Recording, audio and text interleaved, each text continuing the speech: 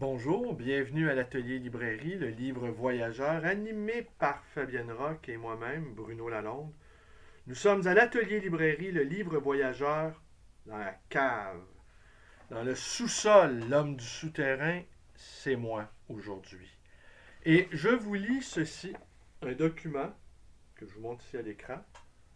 On ne le voit pas bien, mais je vais vous en faire la lecture. Et j'aurais beaucoup de choses à vous dire. En fait, je pense que En fait, la vidéo d'aujourd'hui va être en deux parties. La première partie, c'est aujourd'hui. Demain, je vais vous révéler que j'ai eu en ma possession la Gestetner ayant servi à imprimer le fameux manifeste du FLQ lors de la crise d'octobre 1970. Et je vais vous révéler comment je l'ai eu et qu'est-ce que j'en ai fait.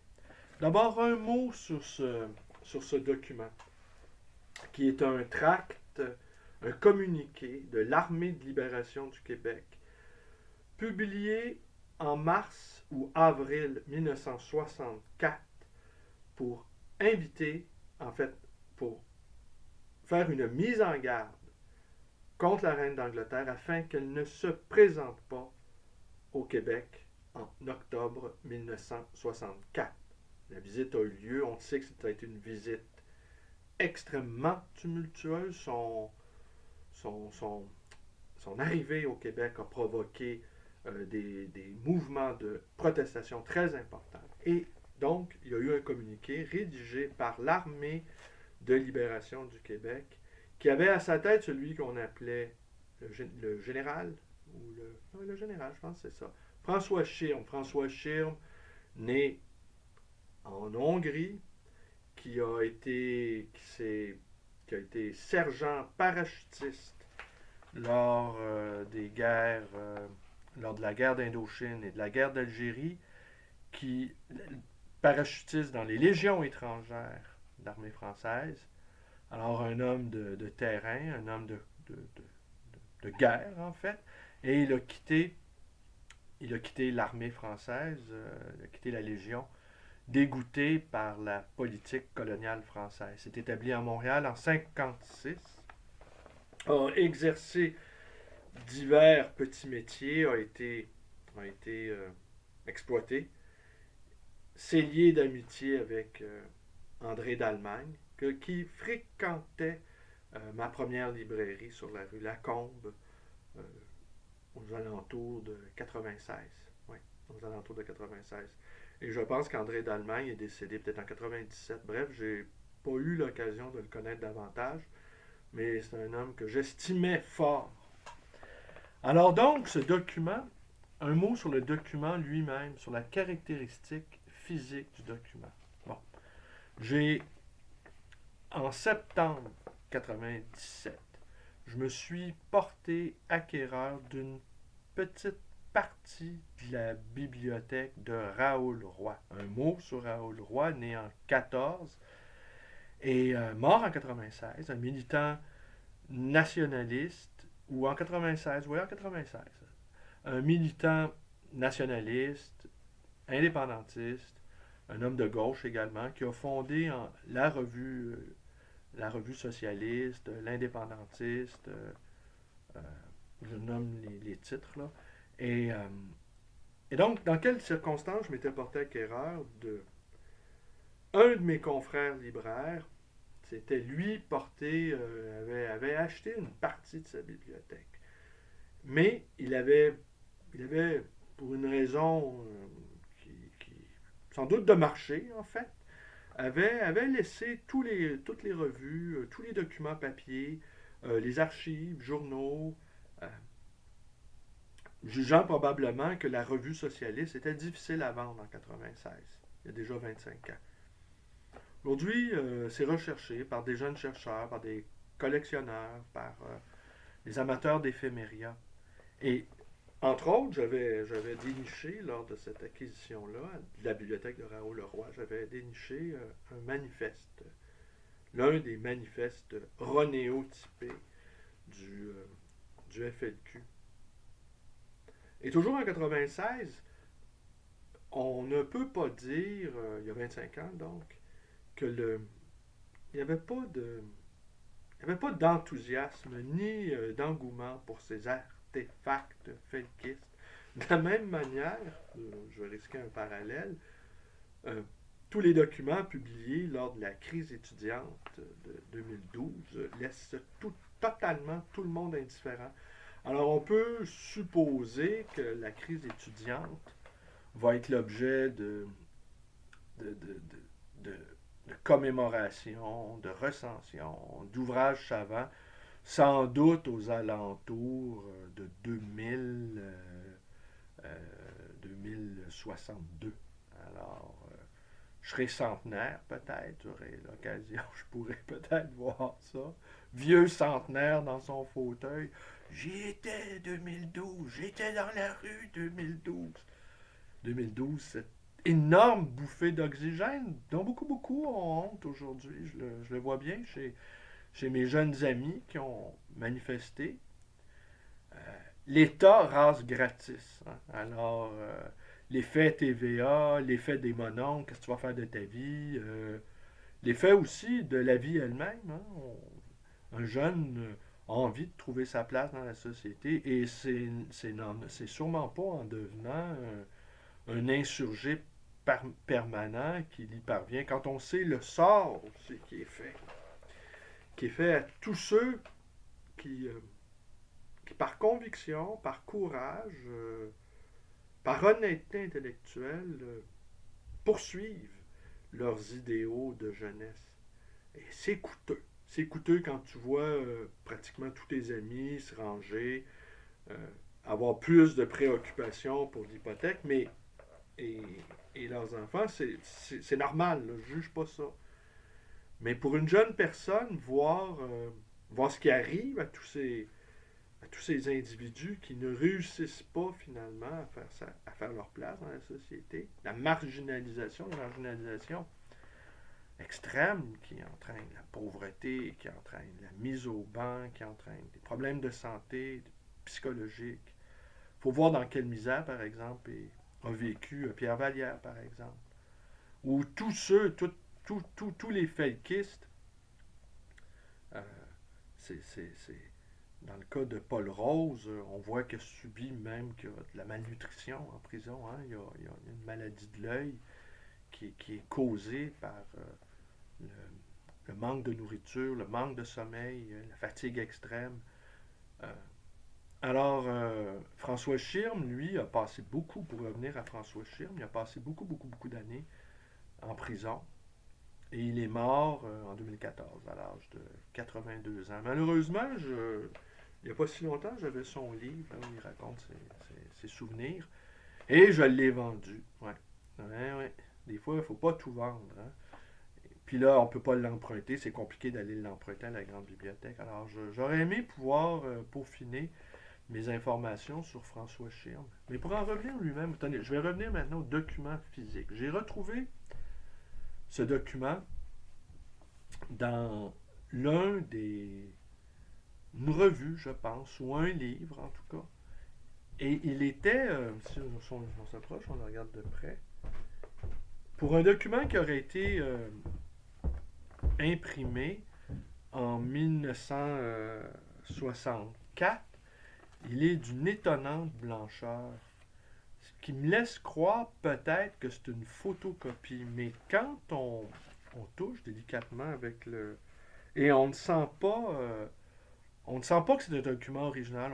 Quand on touche légèrement avec le doigt, on ne ressent pas la frappe de la machine à écrire, ni derrière, mais en même temps, la pliure, hein, si vous regardez, on ne voit pas, je sais que vous ne voyez pas, mais bon, moi je le vois, donc je peux quand même vous en faire une description. La pliure n'est pas jaunie comme elle pourrait l'être pour un document qui aurait été imprimé il y a presque 60 ans. Alors, je subodore, et puis aussi comment ça s'appelle déjà sur le truc monographe, là, eh ben, elle n'est pas rouillée. Alors, ce qui laisse croire peut-être qu'elle a été ajoutée après. Euh, alors, je ne peux pas authentifier avec certitude que ce document a été imprimé en 64. Mon, mon expertise sommaire dans le domaine juge que peut-être c'est une photocopie qui daterait, je dirais, de peut-être 10 ans plus tard, 1974. Et que sa fraîcheur serait due au fait qu'il n'aurait pas été exposé ni à la lumière, ni à la chaleur, et ça l'aurait conservé en l'état. Alors donc, c'est un document dont Louis Fournier, dans son livre, ne parle pas. C'est un livre qui est consacré au FLQ, comme vous le savez. Je vais vous en faire la lecture dès maintenant. C'est un document assez long qui a été publié le 18 avril 1964. Des copies de cette ordonnance ont été remises à la reine Élisabeth II d'Angleterre, au prince Philip Mountbatten, au premier ministre Sir Alec Douglas Home d'Angleterre, au chef Harold Wilson du Parti travailliste d'Angleterre, au ministre du Foreign Office d'Angleterre, à l'ambassadeur du Canada à Londres, à la British Broadcasting Corporation, à la United Press International et à l'Associated Press, aux journaux anglais Times, Daily Worker, Daily Mirror, Daily Express, Daily Herald, Daily Mail, Daily Telegraph, Manchester Guardian, au Scotland Yard, escouade des homicides, aux journaux français Le Monde, L'Humanité, L'Express, La Croix, Le Figaro, François, France Dimanche, France Observateur, La Vie française, Ici Paris, Le Monde diplomatique et Paris Match, au premier ministre Lester B. Pearson du Canada, au gouverneur général Georges Vanier, à l'ambassadeur de l'Angleterre à Ottawa, à l'honorable ministre des Affaires extérieures du Canada, à l'honorable ministre de la Justice du Canada, à l'honorable ministre de la Défense du Canada, au procureur général du Canada, à l'honorable John D. Finn Baker, chef du Parti conservateur, à l'honorable Réal Cowett, chef du ralliement des créditistes, à l'honorable Robert Thompson, chef du Parti créditiste, à l'honorable Thomas C. Douglas, chef du nouveau Parti démocratique, au lieutenant-gouverneur Paul Comtois de l'État du Québec, au premier ministre Jean Lesage de l'État du Québec, à l'honorable Daniel Johnson, chef de l'Union nationale, au procureur général de l'État du Québec, à son honneur le maire Wilfrid Hamel de la ville de Québec, à la Sûreté municipale de Québec, escouade des homicides, à la Royal Canadian Mounted Police, homicide squad, à la Sûreté municipale de Montréal, escouade FLQ, au secrétariat central du RIN, à Maître Guy Pouliot, à M. Hubert Aquin, au secrétariat central de la Société Saint-Jean-Baptiste pour les sections de Québec et de Montréal, au secrétariat de l'Ordre de Jacques-Cartier, au secrétariat central du FRI, aux principaux membres FLQ, ALQ, FRI, RIN, OJC, SJB, PRQ, PSQ, NPD, Phalange, aux principaux journaux quotidiens du Canada, aux principaux journaux étudiants du Québec, aux principaux postes de radio du Canada, aux principaux postes de télévision du Canada. Alors, il y aurait eu 4800, 300 personnes qui auraient contacté. PS, vous, avez-vous publié votre communiqué? Armée de libération du Québec, État du Québec.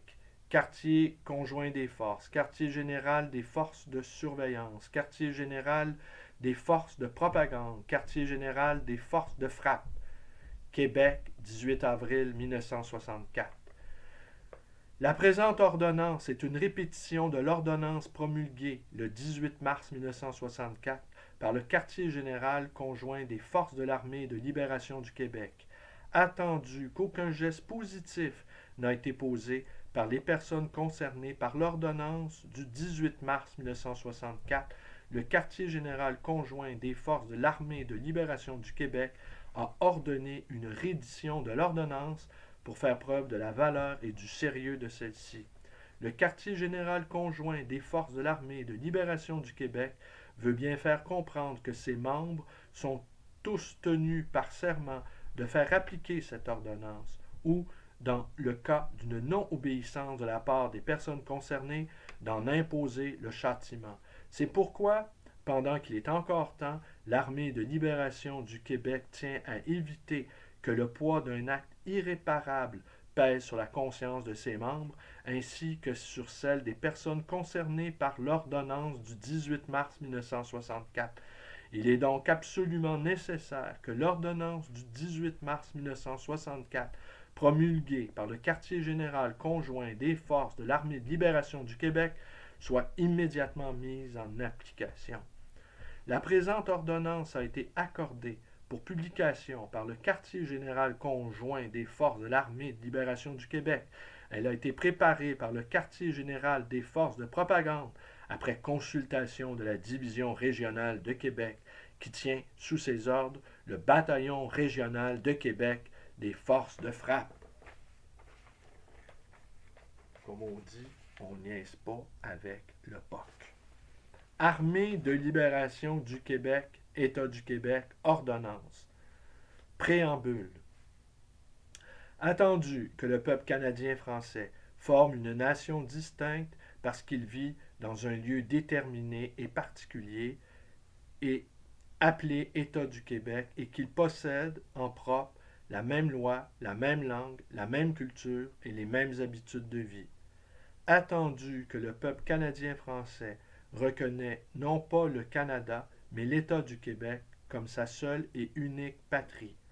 Attendu que le peuple canadien-français, constitué en nation, vivant dans l'État du Québec, veut jouir pleinement de la liberté de croyance, de langue, de culture et de mentalité dans un État du Québec entièrement libre. Attendu que Élisabeth II of Windsor, résidant à Buckingham Palace, London, England, est surnommée Queen of Canada par les Anglo-Saxons habitant le Haut-Canada et qu'elle est la représentante des visées impériales, liste de ces derniers sur l'État du Québec. Attendu que le peuple canadien-français ne reconnaît pas plus Élisabeth II of Windsor comme sa reine qu'il ne reconnaît le Canada comme sa patrie. Attendu que les Anglo-Saxons habitant le Haut-Canada ont invité Élisabeth II of Windsor, qu'ils surnomment Queen of Canada, à séjourner prochainement sur le territoire de l'État du Québec. Attendu que les tactiques continentales et puériles, la manœuvre trompeuse et hypocrite des Anglo-Saxons du Haut-Canada n'ont qu'un but intéressé, endiguer la vague de libération qui déferle actuellement sur l'État du Québec et affermir leur impérialisme sur l'État du Québec qui tend à devenir totalement libre. Armée de libération du Québec, État du Québec. Attendu que l'État du Québec se doit de conserver toutes ses ressources financières à d'autres buts plus utiles et plus nécessaires que celui d'entretenir une vedette aussi pompeuse et aussi coûteuse qu'Élisabeth II. Attendu que l'Armée de libération du Québec compte des effectifs bien entraînés à toutes les manœuvres militaires, qu'elle jouit de fonds monétaires très bien garnis, qu'elle possède des armes et des munitions efficaces et qu'elle a établi un plan de suppression des ennemis du Québec sous quelque forme qu'ils se présentent.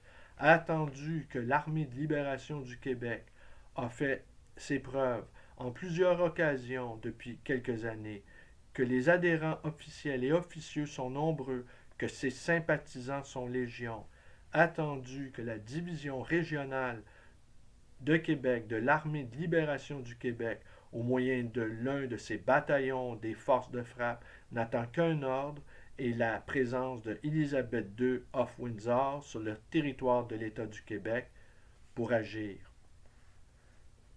Par la présente, nous ordonnons à Élisabeth II of Windsor, résidant à Buckingham Palace, London, England, surnommée Queen of Canada par les Anglo-Saxons habitant le Haut-Canada, de refuser l'invitation lancée par les ennemis de l'État du Québec de séjourner sur le territoire de l'État du Québec, à moins qu'elle n'aspire à devenir le premier souverain britannique à rendre l'arme en terre québécoise. Nous ordonnons aux Anglo-Saxons habitant le Haut-Canada d'annuler l'invitation qu'ils ont lancée à leur reine, qu'ils surnomment Queen of Canada, de séjourner sur le territoire de l'État du Québec, à moins qu'ils ne désirent se créer des difficultés diplomatiques avec la disparition d'Icelle. Qu'il en soit ainsi, et immédiatement. Et ben voilà. Allez, je vous le remonte à l'écran. Qu'est-ce que je pourrais vous dire là-dessus?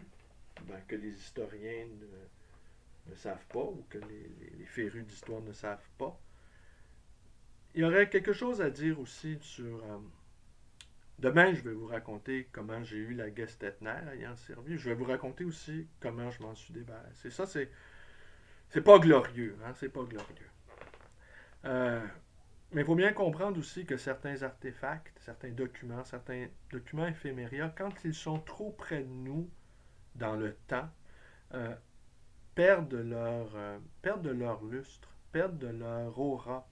Et seul le temps, la durée leur confère une luminosité nouvelle, leur confère tout à coup un faisceau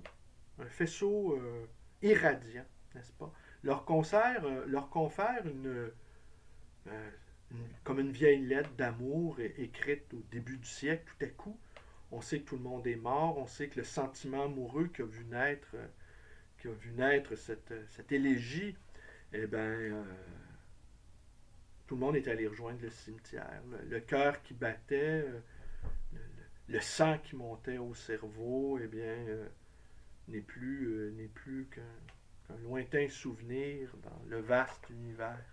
Il en est de même pour certains artefacts historiques qui, lors de leur parution, en fait, ne sont pas historiques, ce sont des documents d'actualité, et seul le recul du temps leur permet d'acquérir des qualités intrinsèques qu'ils ne possédaient pas au départ. Alors au début, vous avez constaté, je me suis arrêté sur la description physique de l'ouvrage.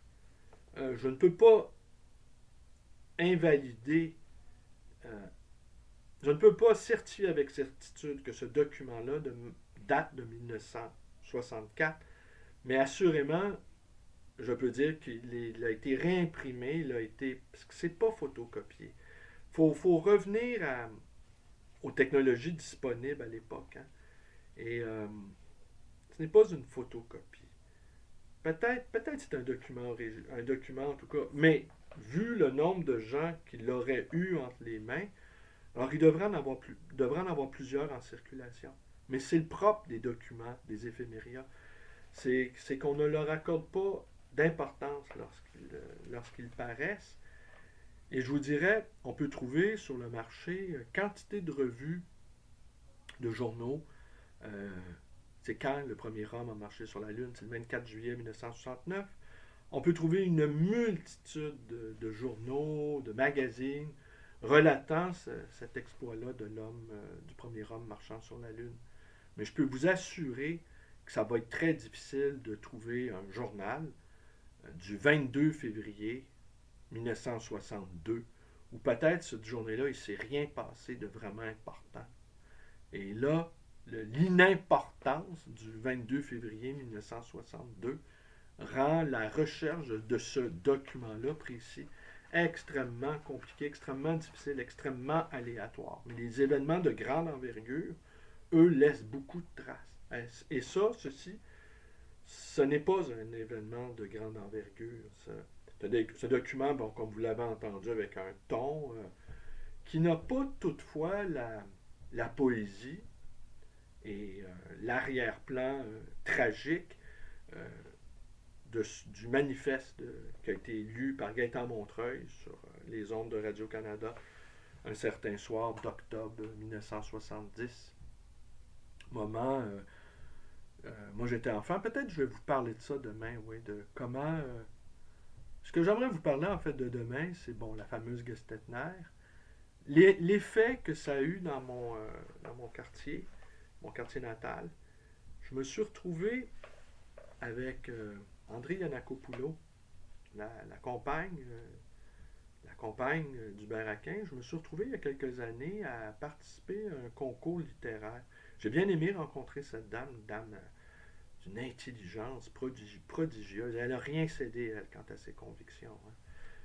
Un modèle intellectuel de rigueur et d'honnêteté, il faut bien le dire, et de courage, parce qu'avoir des idées, c'est une chose, avoir des convictions, c'en est une autre. Des idées sans conviction, c'est ne pas avoir de racines existentielles. Et ce, étonnamment, ce concours-là, le lieu où la remise des prix avait lieu, c'était à l'école Sacré-Cœur, sur la rue Plessis. École Sacré-Cœur où je suis allé en troisième année, en quatrième année.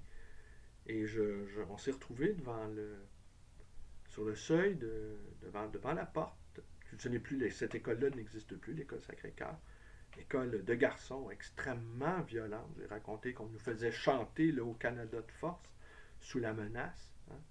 J'ai raconté ça peut-être. Peut-être que je vous raconterai ça demain aussi. Et gamins que nous étions tous nous étions tous des sympathisants du FLQ. Hein. Des gamins de 8-9 ans qui jouent au FLQ dans les ruelles du Faubourg Ramlas.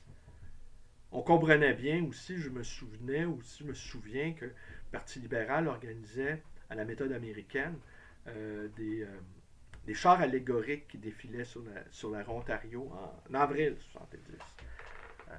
Robert Bourassa avait fait un score fabuleux et je me souviens qu'il y avait une atmosphère sur la Ontario, une atmosphère d'insurrection. Les colibets fusaient. Les gens massés sur la Ontario exprimaient beaucoup de colère contre le cortège de Robert Bourassa qui défilait sur la rue. Aujourd'hui, ce sont des choses qu'on n'imagine pas. Les politiciens ne font plus ça. Avec des chapeaux de congressman, hein, avec le truc là, du Parti libéral, avec le sigle du Parti libéral.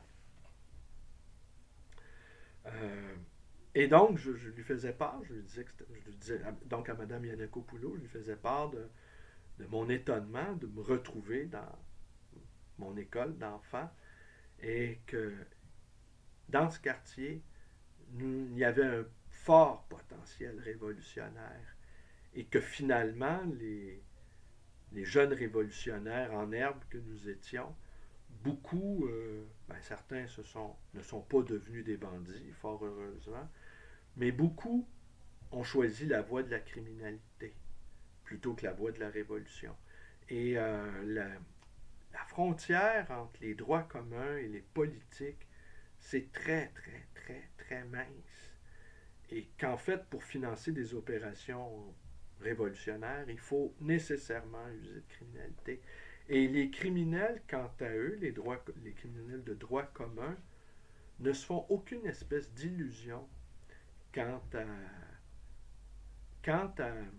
aux vertus que se parent les révolutionnaires. Le droit commun pense qu'au fond, le politique est animé par la même pulsion de destruction, la même pulsion de jouissance, au fond, ou de pulsion de mort. Alors, le droit commun ne croit pas à la sincérité du révolutionnaire, et le révolutionnaire est ambigu et ambivalent face à la détermination du droit commun, parce qu'il admire d'un certain côté sa résolution, parfois son efficacité, sa détermination à commettre des mauvais coups, sa détermination à jouir de ses méfaits.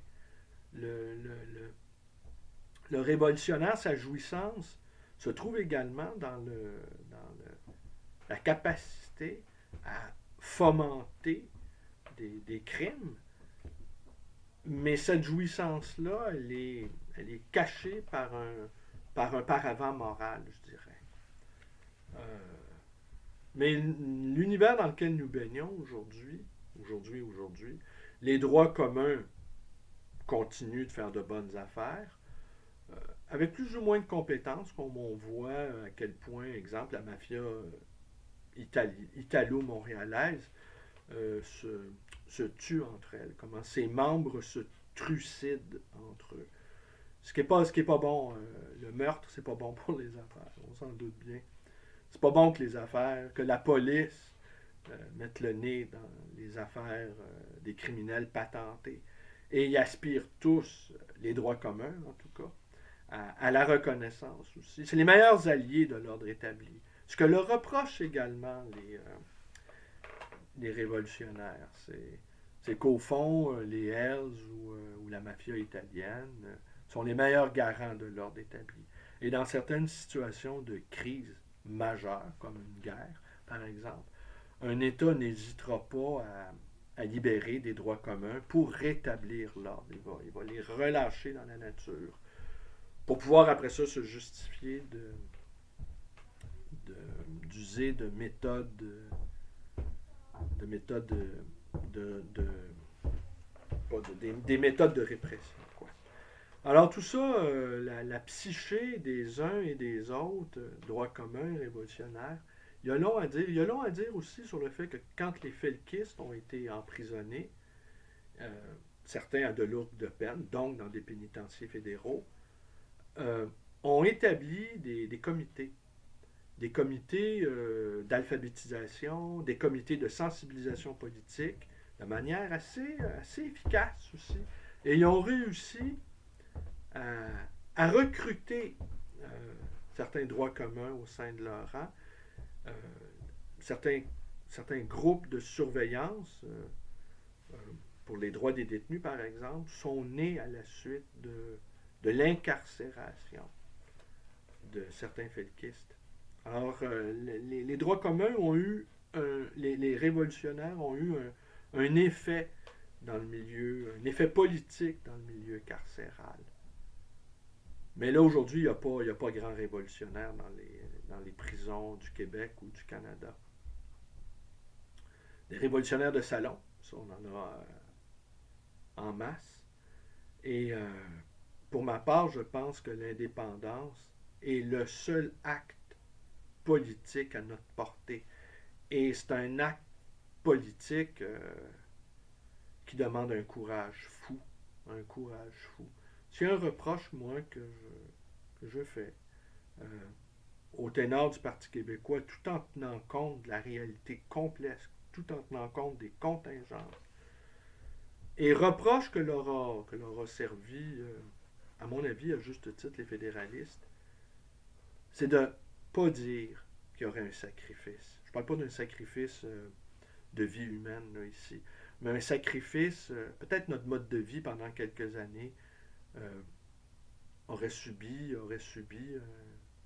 un amaigrissement, un amoindrissement. Peut-être notre mode de vie aurait été ralenti, mais que ça aurait été un sacrifice temporaire et qu'on serait devenu plus, à la fois plus libre et plus prospère. Que l'indépendance du Québec, évidemment, outre la question centrale, c'est l'honneur et la fierté, mais expliquer que oui, peut-être que les premières années, peut-être même une décennie, ça aurait été plus difficile sur le plan économique. Mais les indépendantistes n'ont pas cessé de répéter que, en tout cas les indépendantistes péquistes, n'ont pas cessé de répéter que l'indépendance se ferait sans douleur sur le plan économique. Et je pense que ça, ben, c'était peut-être pas tout à fait honnête. Alors peut-être que la prochaine génération qui va naître, parce que ce combat-là, visiblement, n'est pas terminé. Je pense pas, écoutez, vu la crise, vu la pandémie qui semble la crise pandémique qui semble s'accroître, euh, je pense pas que Legault va se représenter dans 2 ans. Je pense que déjà, j'ai l'impression que ça va être un gouvernement qui va s'user très vite.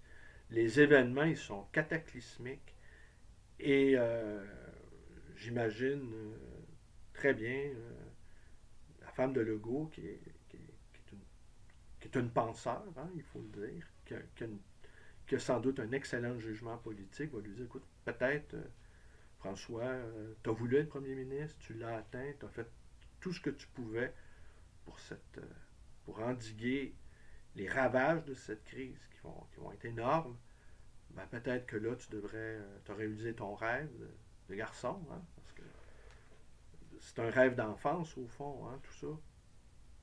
La nuit dernière ou l'autre nuit d'avant, il y avait une réflexion que je me faisais, c'est que tant que la volonté de puissance n'a pas trouvé son objet de jouissance, elle ne peut s'épanouir.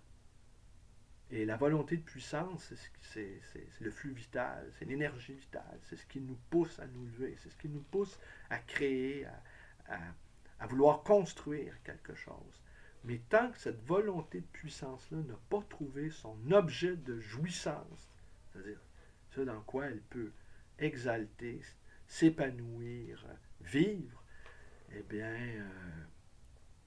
cette volonté de puissance se retourne, elle devient contraignante, elle devient mortifère, elle se joint aux forces de la mort.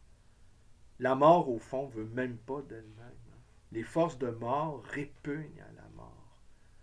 Et il faut tourner le dos à la mort. Totalement.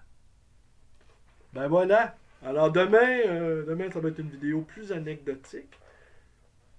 Je vais juste revenir sur cette image, si vous permettez, de Mme Yanakopoula et moi, au seuil de mon école primaire. Vous raconterez peut-être. J'ai dû raconter ça. De toute façon, vous le savez ce que je pense. Le radotage favorise l'intimité. Et dans la répétition de la même histoire, toujours, vous savez, les enfants aiment toujours qu'on le raconte.